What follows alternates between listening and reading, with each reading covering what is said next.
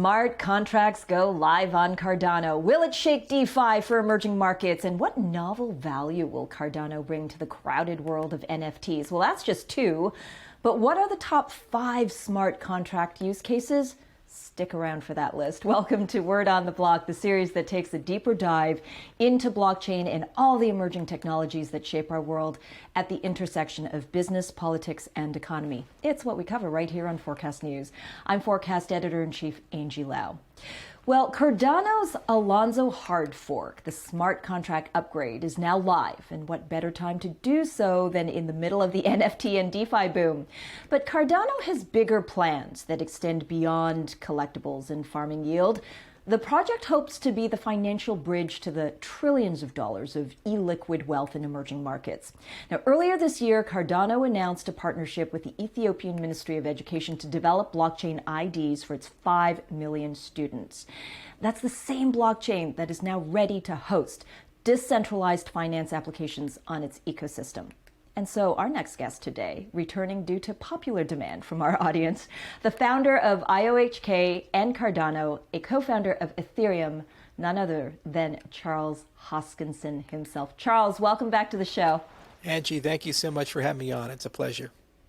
The last time we talked about just this application of blockchain and how it really can transcend borders and bring kind of liquidity to the illiquid wealth that we've been talking about, trapped in so many parts of this world, in Asia, in Africa, and so many continents.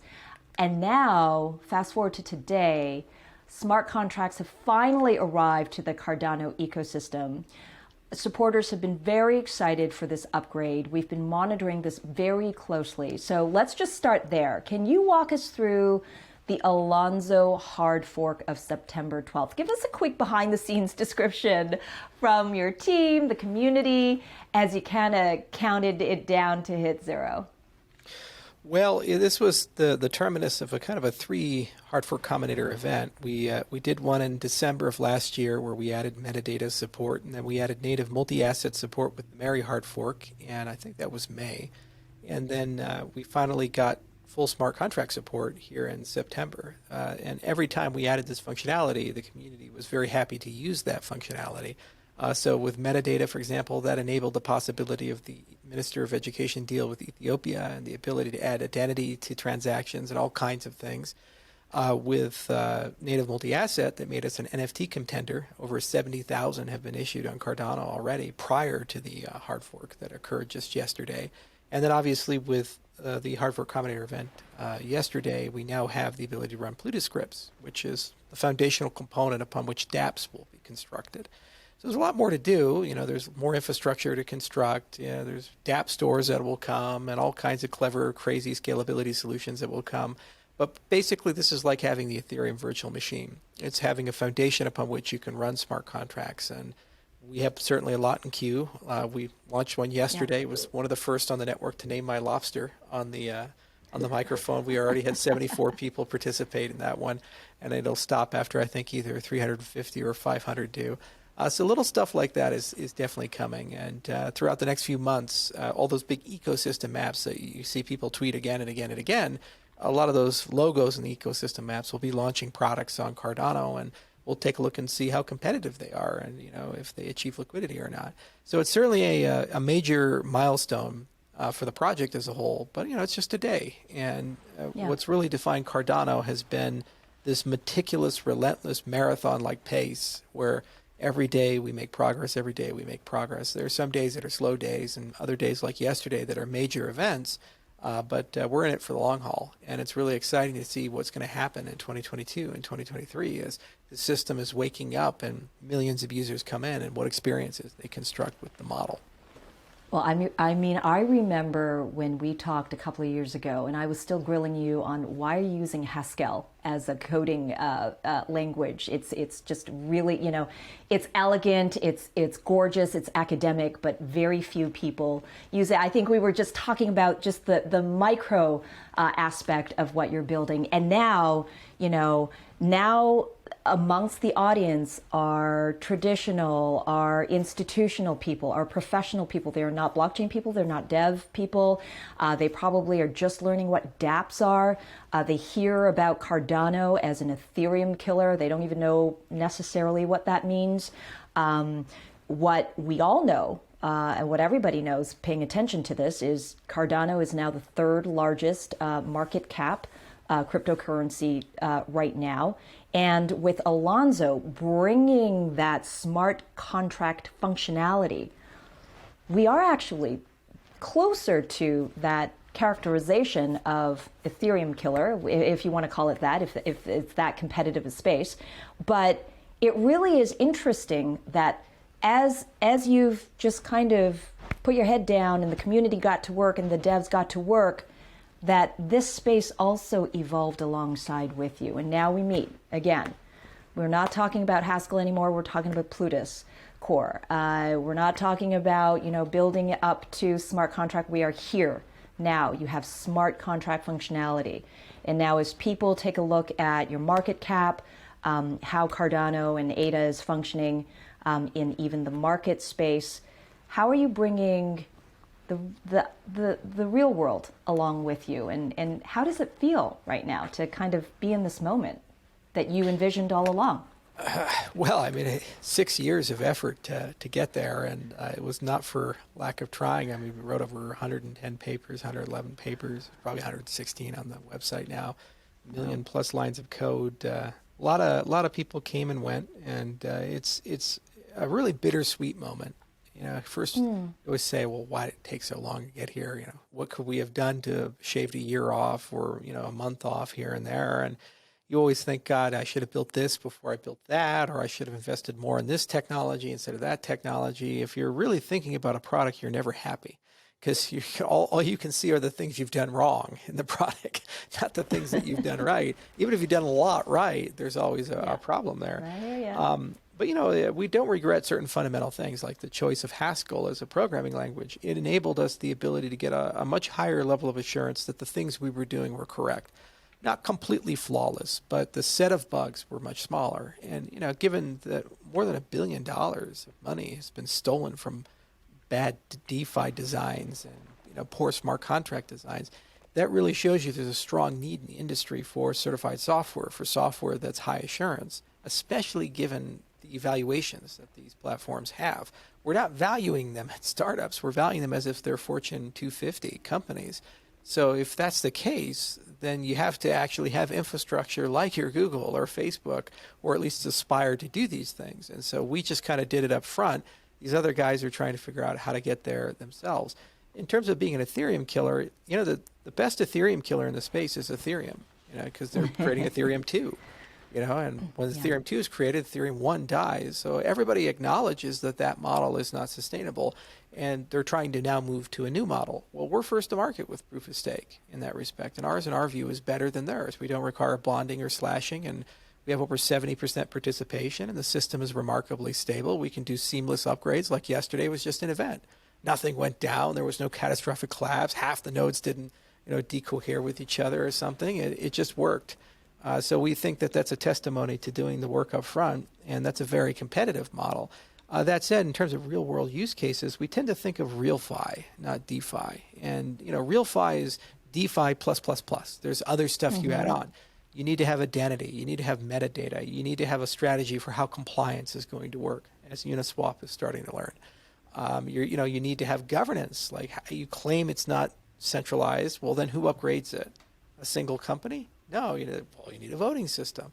Well, we pre-built a lot of these things. We have Prism for identity. We have a metadata standard. We have Catalyst for governance. And when you issue a native asset on Cardano, next year, that native asset, you can use that to vote, just like you can vote with ADA right now. So you have basically one of the best decentralized organizations as a piece of common shared infrastructure. So a lot of the design choices that we've made, the market's not even aware of those choices yet. And throughout this year and next year, they'll slowly get aware.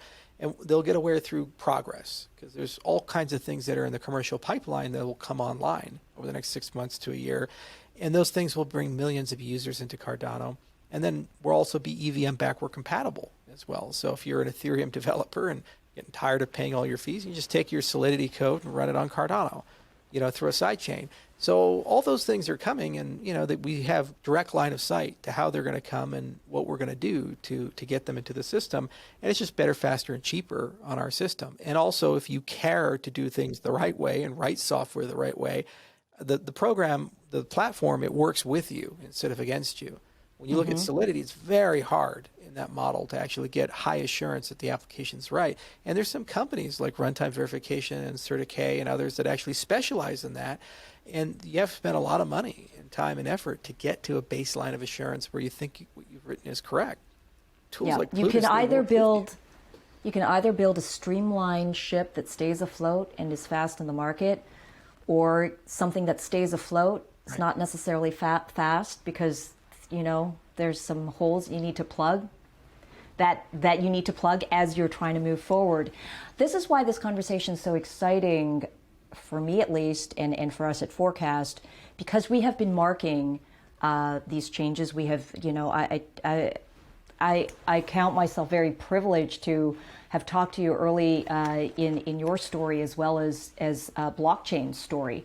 And so I absolutely see how, even your experience in academia and even just thinking about how DARPA really kind of came together as part of your philosophy as you build the infrastructure of this blockchain of Cardano, and how that all kind of comes together and must be a holistic ecosystem versus this protocol that does one specific function and then we'll figure out the rest later.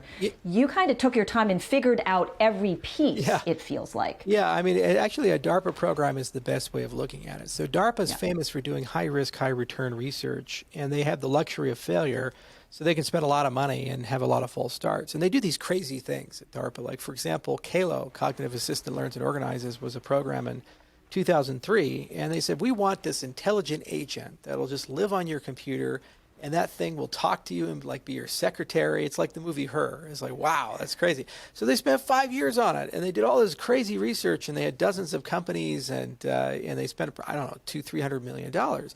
And they didn't create that intelligent assistant. However, the program manager went on and created Siri, and then that resulted in Cortana and Bixby and Alexa and all these other intelligent assistants there. So they kind of bootstrapped an entire view how to do an interactive intelligent assistant that kind of lives in the computing device, and it's part of your computing experience. And they create a lot of foundational technology there. So we looked at Cardano the same way. We said, okay, there needs to be a mixture of deep theory and foundational stuff with some applied stuff. And if we get it right, we'll get a Siri out of it.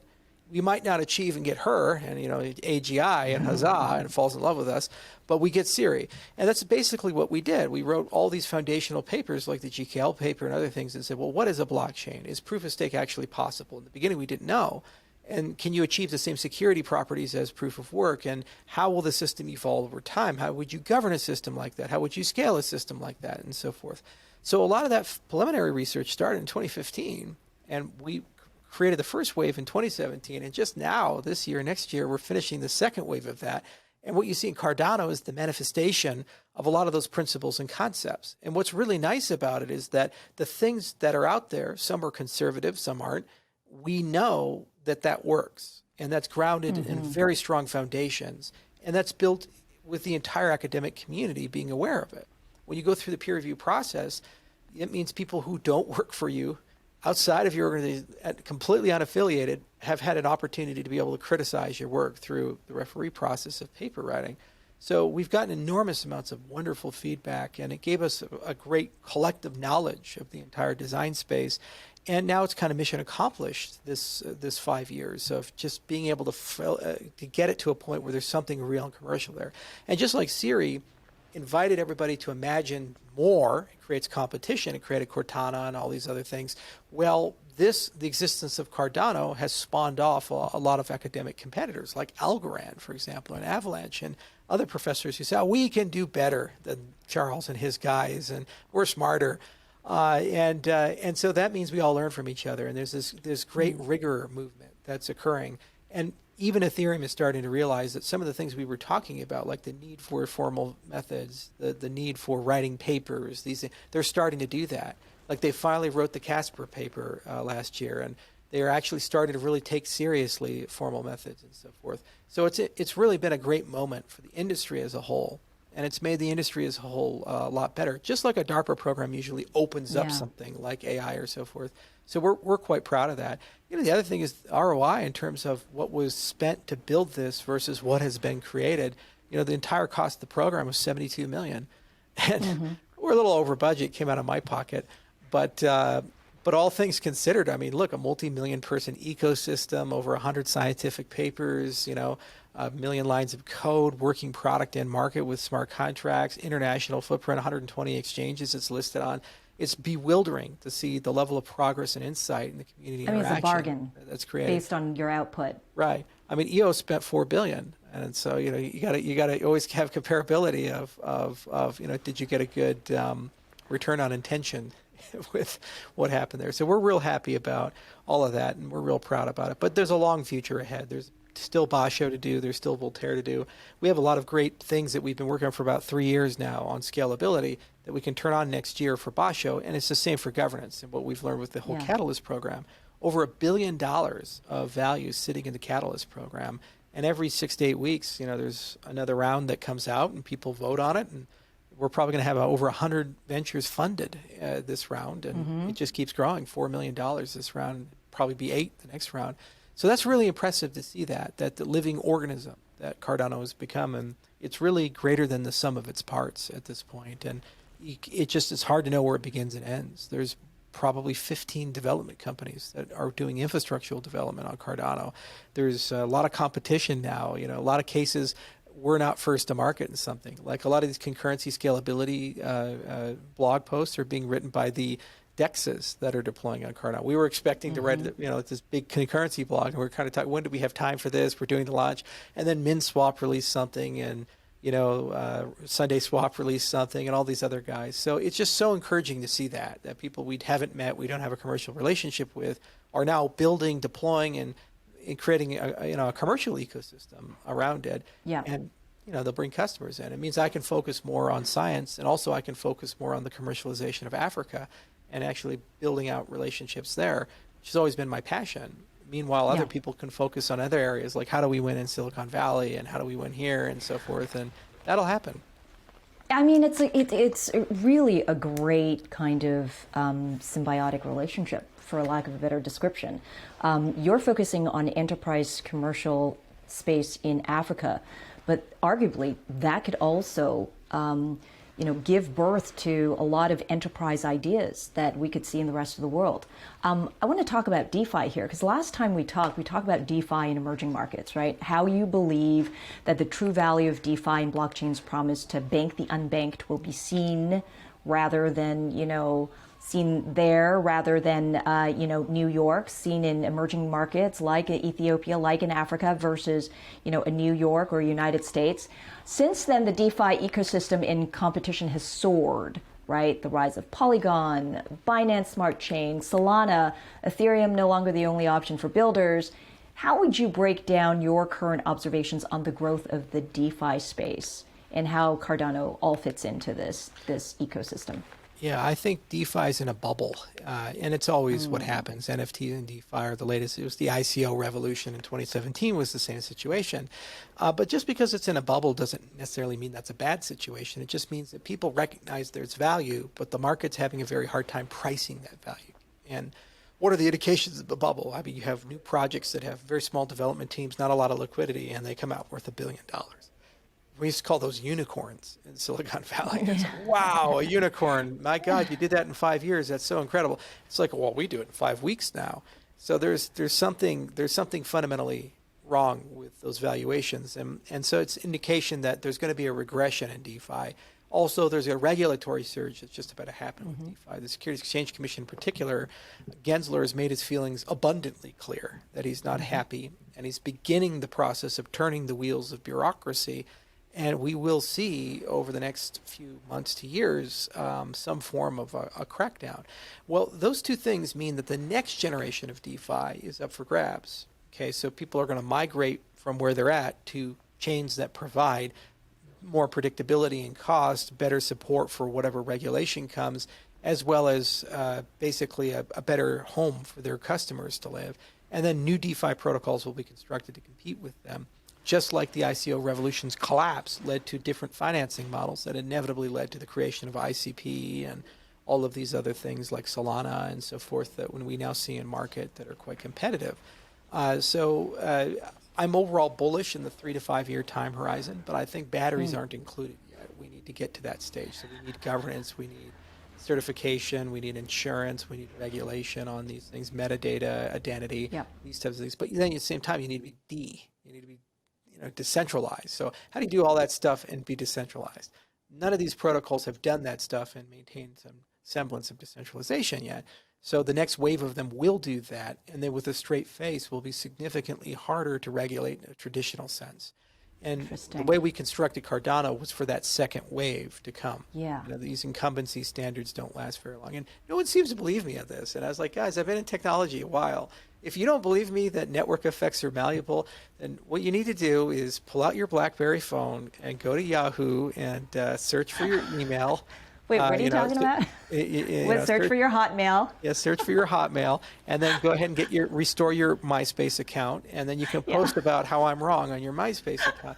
I mean, it's like, come on, guys. Like, stuff changes so quickly in technology. Microsoft was on top. Now they're on bottom.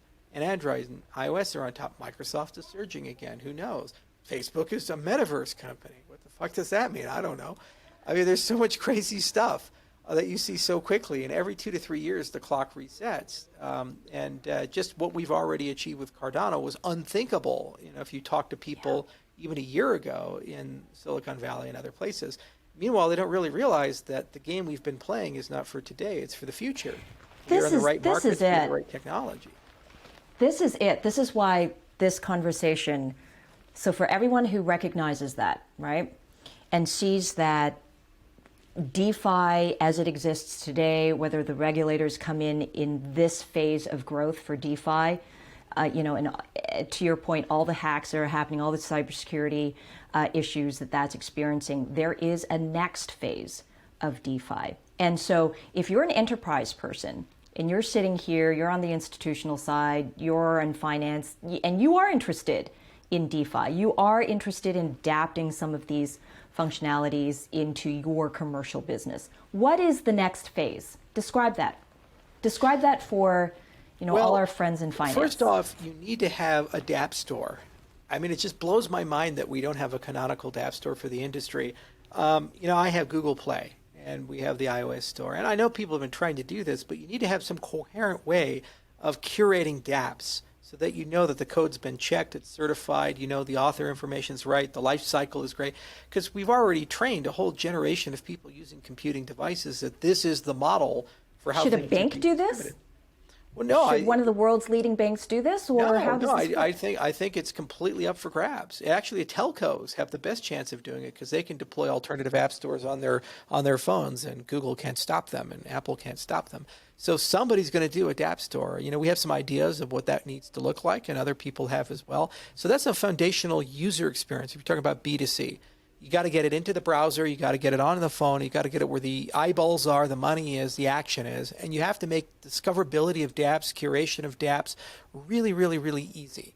Okay? Then you can get mass market. You can get millions to billions of users very quickly in the developed world. The developing world is a whole different banana, and we specialize in that. But you have connectivity issues there. You have capital control issues there. You have lack of monetary stability. There's a ton of education that's needed. There's so many unique challenges there, and that's a long conversation. And, we have those conversations like the Africa Special and other things. And you measure progress in years there. On average, a deal takes 3 to 7 years to do.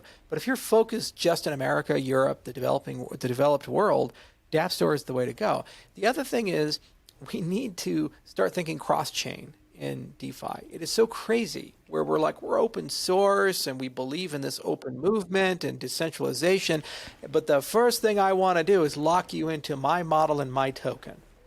What the hell are you doing? It's like Microsoft with ActiveX and Internet Explorer all over again. IE6 is all, well, you can't even do properly coded cascading style sheets.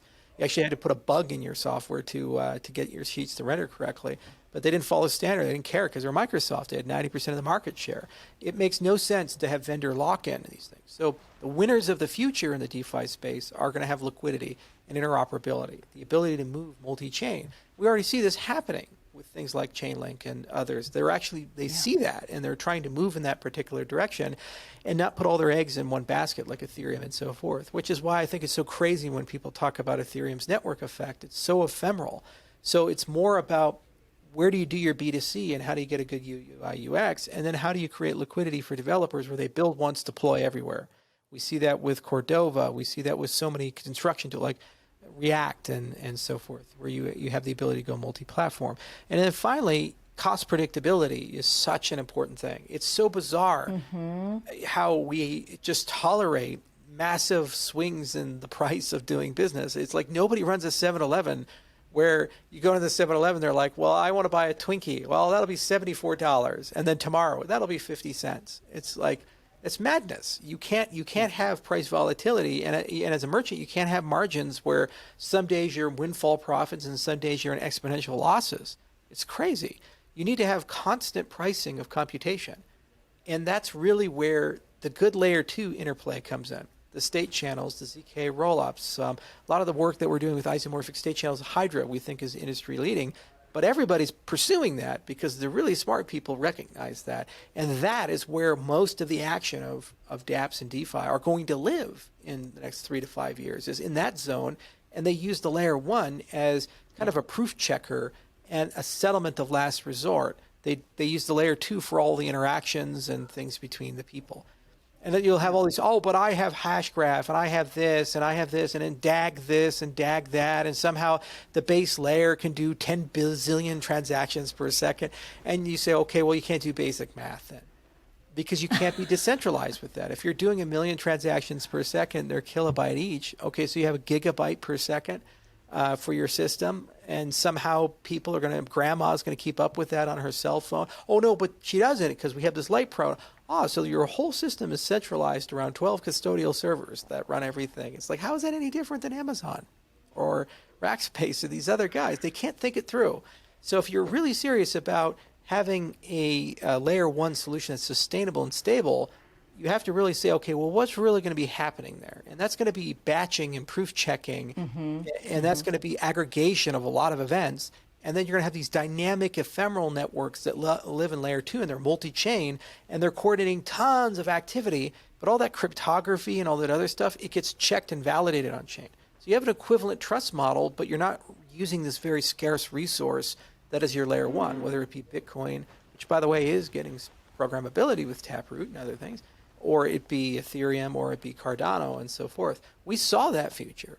And we designed the extended UTXO model. We designed Hydra. We designed our sidechain model and all these other things to accommodate that future. And if DApps are going to live there, I think they could live there very comfortably and be comparable in terms of user experience and cost predictability to what you see with regular everyday applications running on your cell phone.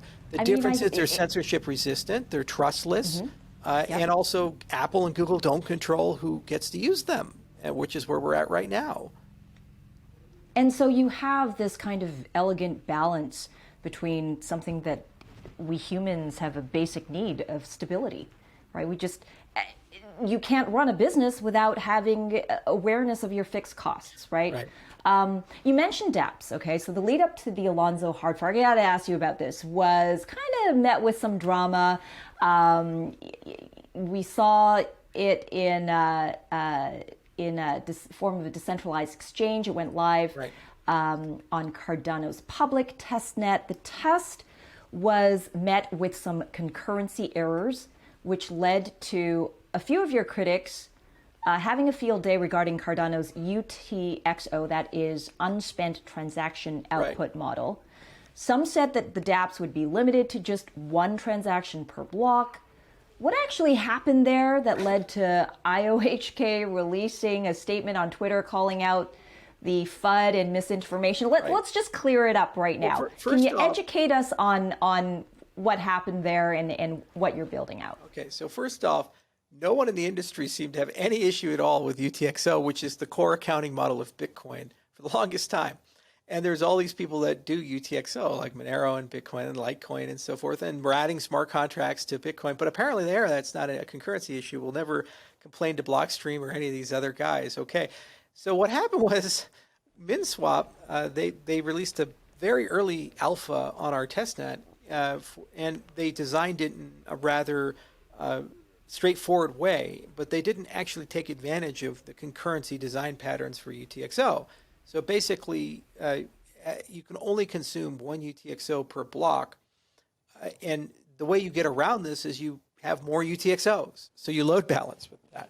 So they didn't do that. So what happened is that you have one transaction per block in that design. It's not a design failing of extended UTXO. You need to have different design patterns for extended UTXO. The account model takes care of some of this for you. Extended UTXO is batteries not included with that. You need to put a system on the load balance. So this is early days software, so obviously they don't have that concurrency thing in, and those patterns have yet to be fully explored yet. That's the point of it taking a few months. But then critics said, well, because they didn't do that, that must mean that everybody can't do that, and Cardano's incapable of that feature. And we're just like, what the hell are you guys saying? You know, and there's an easy analogy for the everyday consumer to understand. So there's multi-core and single core. So when Intel came out and AMD came out with their multi-core processors, you have suddenly two processors instead of one. But a lot of your software didn't run any faster. And if people say, I don't get it, I have now like twice as much raw horsepower, what's going on? The software wasn't written to take advantage of multiple cores, right? That's right? And so we had to kind of wait for people to learn how to do that and introduce parallelism. It's the same situation here. You can use UTXO like a single core processor. You can use UTXO like a multi-core processor. It's up to the software architect to decide that. And you can't blame the chip in the computer for the fact that the software developer didn't do something. Even that it's company, the poor MinSwap, artist. You can't blame your materials. Yes, it's like blaming the violin for your ability to play. It's like, come on, guys, the instrument's fine. So even MinSwap, the creator of the DEX, they released a blog post today actually explaining how they're going to achieve concurrency within the model. And they outline all the challenges and what they're thinking about. Sunday Swap did the same. We wrote some concurrency blog posts. Everybody in the space is kind of showing that. The point is it takes a little bit of time for people to learn how to write software that way. And once they do, you gain a huge advantage, which is determinism and consistency and predictability. With Ethereum, you have no idea how much things are going to cost. And there are all kinds of hacks, and sometimes your transactions succeed and sometimes they fail. With the UTXO model, you always know locally, because you don't have a global state, how things are going to work. And as a consequence, you know up front what you're paying, and you can get determinism with your execution. It's so powerful from a formal methods viewpoint. It also speaks to the tribalism that really is interesting in the space, I have to say. Oh, God, yeah, like the Bitcoin people were hitting us. And we're like, guys, you are on the same accounting model. Ours is just more expressive than yours. If we can't do it, you sure as hell can't do it. Now, what are kids, you doing? Everybody's great, okay? And you're all special in your own way. Everybody play nicely on the playground. But essentially, the playground is getting more crowded. I mean, this is the exciting part, right?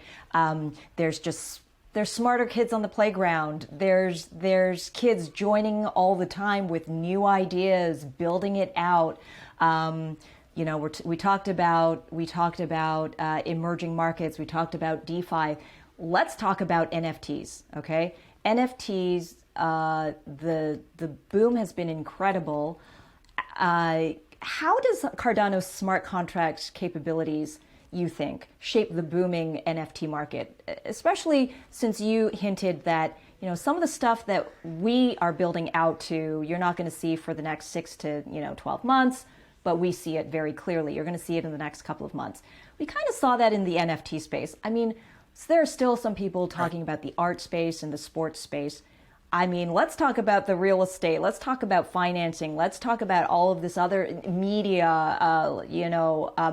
all of this other application of the NFT space that you see as well as you build out kind of the Cardano vision. So first off, I think we're probably one of the best platforms for NFTs because of the native asset standard that we have. The native multi-asset means that it's cheaper and easier to issue assets on Cardano than ERC20 assets or any other assets that you see in a smart contract-based system. And what's beautiful about this is that those assets have the same properties that ADA has. So anything we do for ADA can be reused for those assets for free. So if you can vote with ADA, eventually you'll be able to vote with those assets. So already, as I've mentioned, 70,000 plus NFTs have been issued on Cardano, and that's just pre-smart contract. What's nice about the smart contract side is that you can now add in spending policies, dynamic NFTs, where things actually change and evolve as the NFT is used. Like, for example, a lot of the value of something as a collectible is about who owned it and what did they do with it. So you say, well, here's a rifle. Well, okay. Well, this was George Washington's rifle, and he used it, in New York. And you're like, wow, that's so valuable. Okay. So that history of an NFT and the dynamicism of it is a humongous component to collectability. Also, the ability to layer NFTs with other techniques like securitization and revenue streams and these things. Like, you can represent a chunk of intellectual property as an NFT. You could securitize that chunk of intellectual property. Then as it gets licensed, you can generate a royalty to all those shareholders. And, so you have a base thing and it's connected to a fungible thing. So all of those things are easy to do with Cardano because of that native multi-asset standard. That said, we actually need as an industry to really think carefully about a lot of edge cases of what are you actually selling when you sell an NFT. For example, I took some of my tweets and I sold them online as NFTs. And I raised like $30,000 and I donated the money to various people. That was fun. But to life of me, I actually don't know what I sold. I sold a tweet representing, an NFT representing a tweet. But can I delete the tweet now? I mean, I don't know. It's like this type of stuff. There's no real contracts or intellectual property. And it's going to get litigated to hell because the musicians right now have all these contracts with record labels. And there's a very strong draconian royalty sharing thing. But then they can go and create some NFTs that are derivatives of that and then sell them and say, well, we don't owe you any royalties on that. And then the record labels will screw you, man. You owe us money. So there's already going to be a lot of court stuff that happens and shenanigans that happens. Or what if Have you designed towards those things? Yeah, so some of that is industry-wide standards. And some of that is also, can you embed contractual relationships into the transaction itself? So when somebody buys an NFT, they're actually signing a contract and there's a clear end-user license agreement and all these kinds of things. So those standards need to be constructed, and they're intrinsically cross-chain because you want to enforce scarcity. Like, for example, I could right now issue an NFT on Ethereum. I could then issue the exact same type of NFT on Cardano.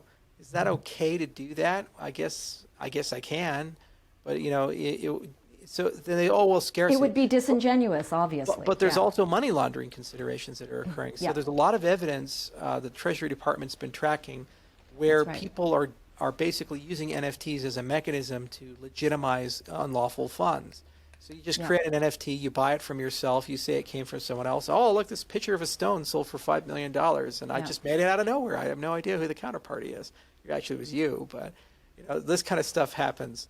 So all that's getting sorted, and the way we constructed Cardano is we have a lot of stuff, the same things that make RealFi work really well are going to be really great for NFT curation creation. And then really that question of how do you go from static to dynamic NFTs, how do you make the history a component of the NFT's value, and then also how do you get NFTs into gaming, video games. We have some great ideas we're going to roll out at the conference, like with Crypto Bison and other things that we think will really showcase a case study and how that's going to be done well. And then it's up to people's imagination. A lot of this is going to be driven by marketplaces. A lot of this is going to be kind of like, remember Beanie Babies or the Pet Rock, or these like they go way up, they go down, but collectibles. You're aging us, hot. Charles. You're aging us. I'm only 33. Everybody says I pretend to be older, but I remember these things. I remember being a kid and people selling Beanie Babies on the side of the damn road. It was crazy here in Colorado. It was supposed to be somebody's college fund, but yeah. No, that's absolutely true. In terms of where we potentially could be going in this space, but the regulators, as you've said, are noting with great trepidation, and not necessarily just the U.S. side. I mean, we know that they're taking a look at the art world already. For for banking, new Banking Act amendments, and so of course this kind of flows into the NFT space. But now we're also hearing from the China side that China is looking at at the NFT space, which has been going great guns because they have kind of been foot off the pedal, or at least foot off the brake there for a little bit, and now starting to apply some pressure as to questioning what is this NFT bubble activity that we're starting to see domestically in China. So you have regulators kind of starting to, hone in on the NFT space. Where does this, how is this all going to shake up in the end, in your view? Well, generally speaking, regulators get very concerned when there's a case of a lack of visibility over the movement of large amounts of value. So NFTs are problematic because it basically creates this way of creating value out of thin air and then somehow legitimizing money that's dark money. So that's going to get closed up pretty quickly, and there's going to be an application of standard AML and KYC in the transaction flows of NFTs very quickly. The same for all the anonymity coins, the same for a lot of these real DeFi applications that we see. But overall, what's exciting about NFTs is it legitimately is a new economy. And like any new economy, you have difficulty valuing and pricing it, but people know there's some value there. And what's so cool about it is that the platforms are becoming so easy to use. They're turnkey. A lot of people are entering this space, like Tom Brady and Gisele Bundchen and all these others. And they're just having so much fun basically doing things that they would have already done, but they did it through specialized agencies and who take 90% of the value, and they just get a license deal or, something like that. And it's old and young, like William Shatner is doing these things. He's almost 90 years old. And then you got, kids who are 15 years old, 14 years old, participating, making fortunes and so forth. So it's just another tool in the toolbox, just like social media is a tool in the toolbox, or Twitter is a tool in the toolbox for how to run a modern business in the gig economy. And, there'll be overconsumption of it, and eventually people get tired of it, and then it'll scale back a bit. But the NFTs, in my view, that are always going to preserve value are the NFTs that actually require something to create. So this is why I'm so incredibly excited about the emergence of gaming and NFTs together. Because if you look at video games like Diablo 2 is a great example of this. It's an older game from about 20 years back. Blizzard Entertainment created it. There were items in that game that you could only acquire after literally spending hundreds, if not thousands of hours of effort grinding and grinding and grinding. So as a consequence, those actually had real life value. People would sell them on eBay and other things like that, which is just extraordinary if you think about it. It's like you're buying a made up thing. It doesn't exist. It's digital. Well, what if the next generation of that, these Jordan Stones or these things, you'd be able to represent as a token that's transferable, and you actually can sell it, and the game developer can make a profit, a perpetual royalty on it. So then suddenly your full-time job could be on playing EVE Online or World of Warcraft or something like that. There's going to be that whole economy that emerges as a consequence of this. And those have value because they can only be created through a human process where it's like proof of human. There's hundreds of hours of grinding and effort that goes into the construction of that. And then other things like that are connected to certain events where they're minted by very specialized organizations, like commemorating, something like a presidential election or something. And there's only 100 of them or something. That kind of collectible scarcity is always going to have value.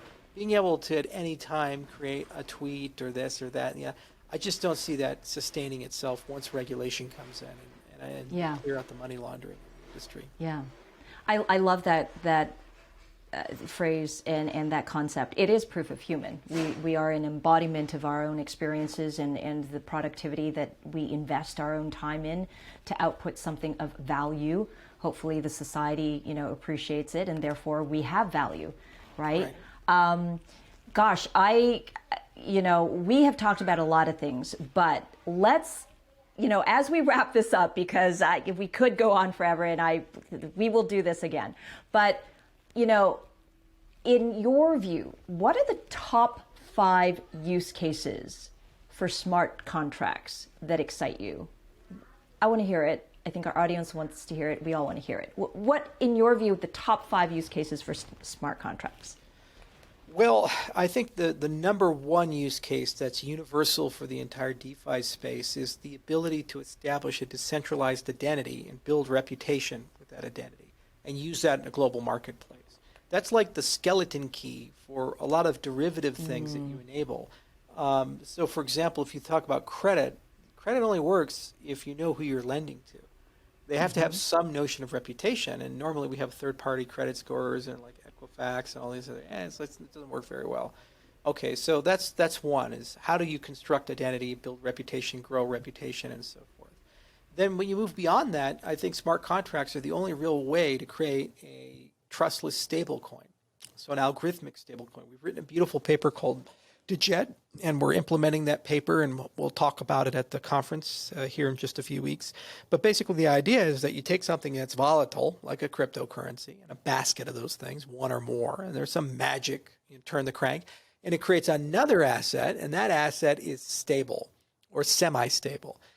That's essential for building an economy. You need price predictability with your unit of account in order for it to be an effective means of exchange and a store of value. That is enabled by smart contracts, and there's already been enormous progress prototypically with things like MakerDAO and so forth, and we're just refining and iterating that, but we're doing it at the speed of entrepreneurship, not the speed of central banks. So that's great. So that second use case is so powerful. Third, I think when you start looking at new economies, new ways of doing business, fractionalized ownership of everything, liquidity with everything, the ability to shrink down any entity. So we normally think of the IPO, it's all $500 million entity, billion-dollar entity. You can do an IPO for a $10 million entity. Just today, I saw that George Church announced a new company called Colossal, and they're trying to bring back the woolly mammoth, and they're raising $15 million. Now, normally, you go to venture capitalists, and you go do this whole thing. Or now today, you can just sell like woolly mammoth NFTs because it's a really fucking cool idea. And then some of you wake up, and you have $15 million money ready to go. And wow, so all new kinds of ways to do project financing that are distinctly different and pay royalties and guarantees that are distinctly different and fundamentally change the relationship of the funder and fundee. Even sovereigns, when you talk about sovereign bonds, let's say you're an African country, you have a lot of diaspora, and you want to raise some money to build infrastructure. Well, right now you have to go to Wall Street and you have bad credit ratings and all these other things. What if you do a primary issuance direct to the citizens of your country who live abroad and have them buy $20, $30 of debt each? And if there's several, like the Philippines, tens of millions that live abroad, you could be every year with these types of instruments raising hundreds of millions of dollars and paying the coupon. Just don't call it taxes. Yeah, right. Well, there you go. But it's sovereign debt. At least there's a hope you get paid back for this stuff. So these types of things, the enablement of liquidity at the small all the way up to the sovereign scale with completely new ways of raising money. I think that's the third thing that's extremely exciting to me. Wow. And I think that then you look into derivative things of organizational transformation.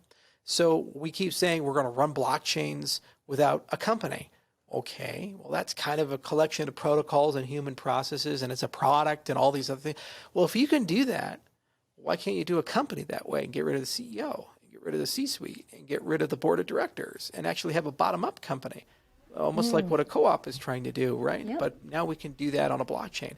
So there's going to be, in my view, 3 to 5 years, and already in Wyoming, they passed the DAO law. So there's already legislative progress in this direction. But an evaporation of centralized control of institutions and centralized curation and running of institutions. And I think the fifth thing is transparency. I'm getting damn tired of the government telling me I need to pay more taxes. And then they say at the same breath, we don't owe you anything. We don't owe you any transparency about how we spend the money, what we do with the money. So I said, let me get this straight. You guys lose $85 billion worth of military hardware in Afghanistan to the Taliban, and then you lose all the receipts and you can't even tell us what you've lost there, conveniently lose these things, like stuff like that. It just makes me sick.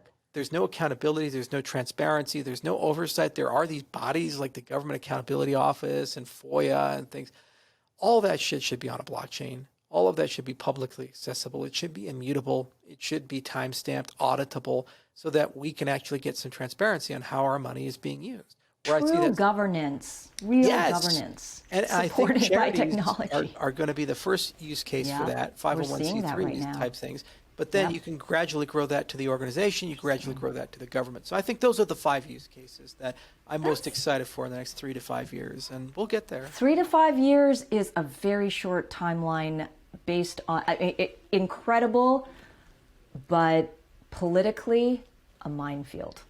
Well, But Bitcoin was worthless and running on a laptop 12 years ago. And look right. at it now. It's $1 trillion ecosystem that has hundreds of millions of people running around. A lot can happen in 5 years. Well, Charles, I think one thing that no one can deny is that you have seen it, and now you're verbalizing it.